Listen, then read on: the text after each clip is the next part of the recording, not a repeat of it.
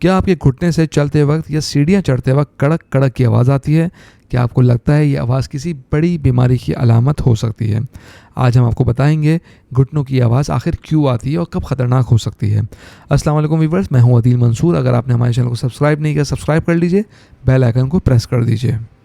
बहुत से लोगों को घुटने मोड़ते वक्त या चलते हुए पॉपिंग या क्रैकिंग की आवाज़ सुनाई देती है। ज़्यादातर लोग इस आवाज़ से घबरा जाते हैं और समझते हैं शायद घुटना ख़राब हो रहा है। हकीकत यह है कि अक्सर ये आवाज़ जोड़ के अंदर मौजूद माए में बनने वाले छोटे एयर बबल्स की वजह से आती है। जब घुटना हरकत करता है तो ये बबल्स फटते हैं और हमें कड़क की आवाज़ सुनाई देती है। कभी कभार ये आवाज़ लिगामेंट्स और टेंडन्स की हरकत की वजह से भी आती है।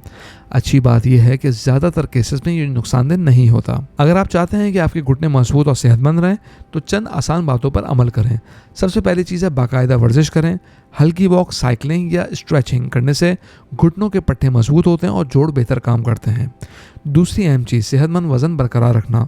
ज़्यादा वज़न होने से घुटनों पर इजाफी दबाव पड़ता है जिससे वक्त के साथ दर्द और मसाइल पैदा हो सकते हैं। तीसरी चीज़ है सेहतमंद ग़िज़ा। ऐसी ग़िज़ा खाएं जिसमें कैल्शियम और विटामिन डी मौजूद हो, जैसे कि दूध, दही, अंडा और मछली।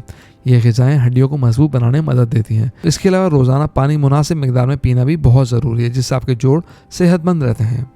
एक अहम टिप जो बहुत कम लोग जानते हैं वो ये है कि अगर आप रोज़ाना घुटनों की हल्की स्ट्रेचिंग करें तो ना सिर्फ आवाज़ कम हो सकती है बल्कि जोड़ ज़्यादा लचकदार और मजबूत भी हो जाते हैं। सिर्फ चंद मिनट की स्ट्रेचिंग आपके घुटनों की सेहत के लिए बहुत ही फ़ायदेमंद हो सकती है। लेकिन अगर घुटनों में आवाज़ के साथ दर्द, सूजन या कड़ाव भी हो या चलने में मुश्किल महसूस हो तो इसे नज़रअंदाज ना करें। ऐसी सूरत में बेहतर है डॉक्टर से मशवरा करें। अगर आपको ये वीडियो पसंद आई है तो कमेंट बॉक्स में अपनी राय से ज़रूर आगाह कीजिए। शुक्रिया।